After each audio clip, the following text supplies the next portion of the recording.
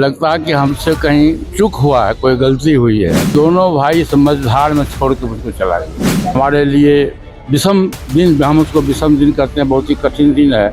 उनको भारत रत्न की उपाधि सम्मानित किया जाता है। अब दलित का सम्मान नहीं करिएगा, किसी के प्रेशर में राजनीति करिएगा, समय आने दीजिए, सब राफ साफ हो जाएगा। समझौता करेंगे कि नहीं करेंगे कि हम अकेले लड़ेंगे। भारतीय जनता पार्टी का सदस्य बनने के लिए 8800002024 पर मिस्ड कॉल करें। निवेदक भारतीय जनता पार्टी बिहार। देखिए, पशुपति कुमार पारस हमारे साथ है। आज का दिन बेहद ही खास, बड़े भाई, और मैं बार बार कहता हूं, सिर्फ बड़े भाई नहीं, पिता कह लीजिए, गार्जियन कह लीजिए, सब कुछ। आज उनकी मूर्ति का अनावरण, और सबसे बड़ी बात है, सिर्फ बड़े भाई नहीं बल्कि छोटे भाई, जिसे ये अपना लक्ष्मण कहते थे, दुलारा कहते थे, उनके भी मूर्ति का अनावरण। और देखिए, पशुपति कुमार पारस, स्वर्गीय रामविलास पासवान, दिवंगत रामचंद्र पासवान की ट्विनिंग क्या रही है, ये जग जाहिर है। पारस जी, कितना भावुक पल। देखिए, कई बार इस विषय पे मेरी बात हुई है, लेकिन अब तो प्रत्यक्ष अनावरण। अंतिम में मैं एक बात जरूर कहूँगा जी, कि लगता है कि हमसे कहीं चूक हुआ है, कोई गलती हुई है जी, कि हमसे बड़े भाई भी जो देवता तुल्य थे, हमारे पिता तुल्य थे, जी, वो भी जो हमसे सबसे प्यारा छोटा भाई था, समय से पूर्व दोनों भाई समझदार में छोड़ के मुझको चला गया। ये बहुत ही दुखद घड़ी है।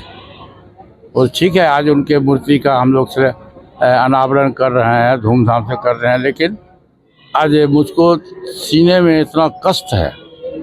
ये धरती है, धरती माँ को मैं प्रणाम करता हूँ, नमन करता हूँ।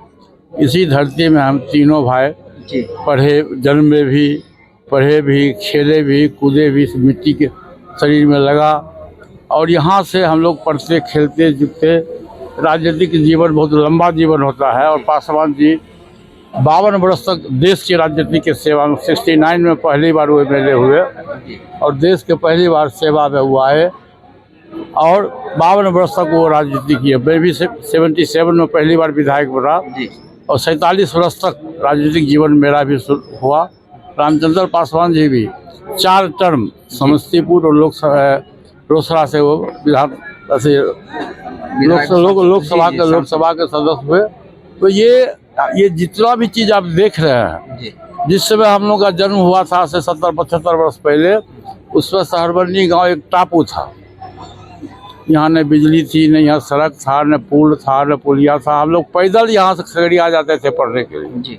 जब थोड़ा बड़ा हुए, 14-15 वर्ष का हुए, तो हम लोग साइकिल से जाने लगे। देखिए, हमारे परिवार में हमारे सबसे फुफेरे भाई, सबसे बड़े भाई है ये पासवान जी, जो बड़े साहब से भी बड़े थे।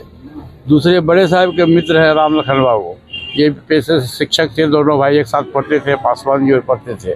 तो वो दिन आज याद आता है, और आँख में आंसू सही में आता है, क्योंकि आज बहुत ही हमारे लिए विषम दिन, हम उसको विषम दिन करते हैं, बहुत ही कठिन दिन है। इसे को हम बर्दाश्त कर सकें। भगवान करे, भगवान मुझको भी इतनी बुद्धि दे, इतनी शक्ति दे कि मैं इसे सहन कर सकूँ मैं। लेकिन पासवान जी का देन, पूरे देश में पासवान जी को, जब दलित सभा को उन्होंने गठन किया था, तो उनका नारा था कि देश में, उस वक्त देश में छुआछूत चलता था, और ख़ास करके साउथ इंडिया में काफ़ी छुआछूत की संख्या थी। दलित को कुर्सी पर बैठने नहीं दिया जाता, कुर्सी पर बैठने की बात छोड़ दीजिए, चौकी पर बैठने नहीं दिया जाता। तो उसको पाटने के लिए पासवान जी ने दलित सेना का गठन किया, और उनका नारा था, दलित सेना एक सामाजिक संगठन है। उनका नारा था कि जहाँ कहीं भी दलितों पर अत्याचार होगा, बलात्कार होगा, हम उसकी लड़ाई संसद में भी और संसद के बाहर भी करें। और इसी के चलते पासवान जी को पूरे देश में सेकंड अम्बेडकर के रूप में माना गया। और आज मैं आपके माध्यम से भारत सरकार और बिहार सरकार से मैं मांग करता हूं, पासवान जी को भारत रत्न की उपाधि से सम्मानित करना चाहिए। और बिहार के मुख्यमंत्री जी से भी मेरा आग्रह है कि उनके पुण्यतिथि पर बिहार सरकार सरकारी छुट्टी घोषित करे। देखिए सर, आप बड़ी मांग कर रहे हैं, बड़ी मांग कर रहे बड़ी हैं मांग नहीं है, बहुत छोटी मांग है। जी। पासवान जी तो देश के लिए बहुत कुछ किए, बहुत छोटे छोटे नेता हैं जिनको भारत रत्न की उपाधि मिली है, क्योंकि पासवान जी दलित परिवार के थे। जी। मैं आपको कह रहा हूँ, क्योंकि पासवान जी दलित परिवार के नहीं होते, दूसरे परिवार के होते तो उनको भारत रत्न की उपाधि मिलती।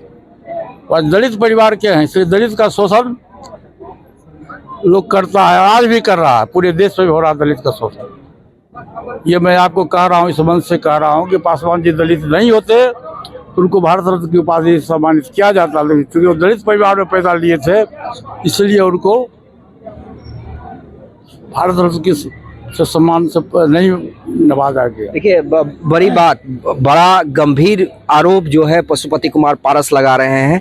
खैर सर, देखिए, ये आप मांग कर रहे हैं, निश्चित रूप से आज आप भावुक भी हैं, लेकिन आप ही के चूँकि मैं बार बार कहता हूँ पत्रकार हैं, कुछ जब तक पॉलिटिकल सवाल ना लें। बोलिए बोलिए बोलिए बोलिए, चिंता मत करिए। पारस जी, देखिए, आप कह रहे हैं रामविलास जी दलित थे इसलिए उन्हें भात है, तो क्या आप लोग को भी इसी कारण बीजेपी जो है, या ये कारण नहीं माना जाए? क्या लगता है कि कहीं ना कहीं बीजेपी ने आप लोगों को सीधे सीधे आप लोग को धोखे में रखा और बीजेपी अब कहीं ना कहीं आप लोगों को पूरी तरह से साइडलाइन कर चुकी? मैं आपको एक बात बता दूं कि भारत का संविधान जो बाबा साहब भीमराव अम्बेडकर के द्वारा बनाया गया है, उस संविधान में भी ये लिखा गया है कि आप धर्म बदल सकते हो, लिंग बदल सकते हो, औरत से मर्द हो सकते हो, मर्द से औरत हो सकते हो, लेकिन जात नहीं बदल सकते हो। तो चूंकि हम दलित परिवार में पैदा लिए, जामुनदास जी का बेटा है हम, पासवान जी जामुनदास जी के बेटा है, और हमारे पिताजी दलित समाज के थे, इसीलिए इतना माल हमारे साथ भी हुआ, हमारी पार्टी के साथ भी हुआ और पासवान जी के साथ तो हुआ है। लेकिन कहा यह भी जा रहा है कि कहीं ना कहीं आपके जो भतीजे हैं चिराग पासवान, उनका फुल प्रेशर है बीजेपी को कि किसी भी तरह चाचा को जगह नहीं देना है इंडिया। मतलब कि अब दलित का सम्मान नहीं करिएगा, किसी के प्रेशर में राजनीति करिएगा, इसका मतलब तो यही नहीं हुआ जी आपके कथनानुसार कि किसी के प्रेशर में हो, आप किसी भी व्यक्ति का सम्मान नहीं करिए, उसके साथ विश्वासघात करिए, ये तो डेमोक्रेटिक सिस्टम में ये अच्छी बात नहीं है, इसलिए मैं इसका घोर विरोध करता हूँ। सर ठीक है, लेकिन कैसे जवाब दीजिएगा? क्योंकि देखिए, जनता जवाब देगी। हाँ। जनता जवाब देगी। अभी चुनाव हुआ है न 2 स्टेट का। हाँ।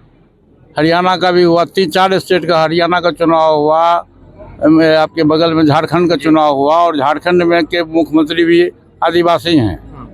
तो पूरे देश का आदिवासी यूनाइट होकर, पूरे देश का दलित यूनाइट होकर और हेमंत सोरेन को वोट दिया और 2/3 बहुमत से हेमंत सोरेन की सरकार बनी। उस समय का इंतजार करिए, व्यक्ति बलवान नहीं होता, समय बलवान होता है। समय आने दीजिए, सब राफ साफ हो जाएगा। सब राफ साफ हो जाएगा। आखिरी के मेरे 2-3 सवाल है सर। क्या आप, मैं आपके बेटे से बात कर रहा था, कह तो रहे हैं कि नहीं अभी ऐसी कोई बात नहीं कि हम राजनीति में आएंगे, लेकिन चर्चा सब और है। पार्टी के नेता की डिमांड है, खुद प्रिंस पासवान कह रहे हैं कि बिल्कुल राजनीति में आना चाहिए। मैं आपको ये बता दूं कि जब डॉक्टर का बेटा डॉक्टर हो सकता है, इंजीनियर का बेटा इंजीनियर हो सकता है, तो राजनीति करने वाला परिवार में तो क्यों नहीं कर सकता है? ये कोई साधु को जमात तो हमारी पार्टी नहीं है, हम हमारा परिवार तो नहीं है। हम जन्मजात 52 वर्ष से 55 वर्ष से राजनीतिक जीवन महसूस कर रहे हैं, गरीब शोषित दलित पिछड़ों की आवाज़ उठा रहे हैं। तो हमारा बेटा यदि राजनीति में आएगा तो ये अच्छी बात है। और जो 5-6 दिन से उनका जो भ्रमण हुआ है अलौली विधानसभा क्षेत्र में, आप यही भी जितने भी अलौली विधानसभा क्षेत्र के लोग हैं, आप उनसे अकेले में जाके पूछिए कि यशराज पासवान के प्रति आपकी क्या इच्छा है, यशराज पासवान को चुनाव लड़ना चाहिए या नहीं लड़ना चाहिए, आपको जानकारी मिल जाएगी। आप जा करके यहाँ, इसमें अधिकांश लोग अलौली विधानसभा क्षेत्र के ही हैं, 60% लोग हैं यहाँ, उनसे आप अकेले में आप राय ले लीजिए। बिल्कुल मैं पूछूंगा। एक मेरा आखिरी सवाल है कि अभी तो आप लोग एकला चलिएगा, 243 सीट पे अपने को मजबूत कीजिएगा, तैयारी कीजिएगा, लेकिन भविष्य में अगर बीजेपी से बात नहीं बनती है तो क्या तेजस्वी यादव? मैं पहले कहा कि मैं एकला चलने की बात नहीं करता हूँ। हमारी पार्टी, आपको ये भी पता होना चाहिए कि हमारी पार्टी का संगठन कन्याकुमारी से लेकर के जम्मू कश्मीर तक है। और हमारा दलित सेना काफ़ी सशक्त है पूरे देश में। हम अभी 6 महीना अपनी पार्टी के संगठन को मजबूत करेंगे। गांव की ओर जाने का नारा हम लोगों ने दिया है और 6 महीना तक हम पार्टी के संगठन को मजबूत करेंगे।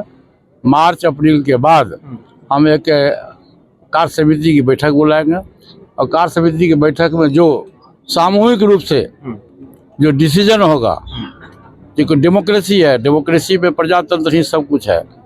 हमारी पार्टी में भी डेमोक्रेसी है, प्रजातंत्र है। और सामूहिक रूप से जो डिसीजन होगा तो पहली हमारी प्राथमिकता होगी एनडीए गठबंधन।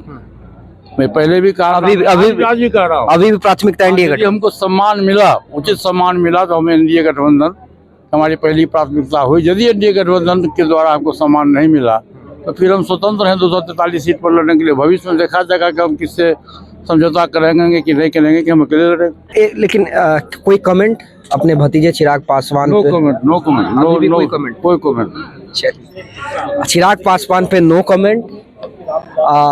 अपनी तैयारी शुरू कर दी है पशुपति कुमार पारस ने। भाई को लेकर, दोनों बड़े भाई और छोटे भाई को लेकर भावुक है।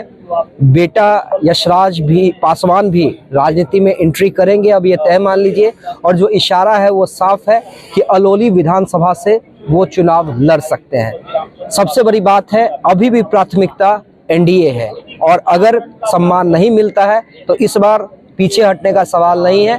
243 सीट पर तैयारी मजबूत की जाएगी और अगर दूसरे गठबंधन के साथ भी तालमेल होता है तो पशुपति कुमार पारस पीछे नहीं हटेंगे।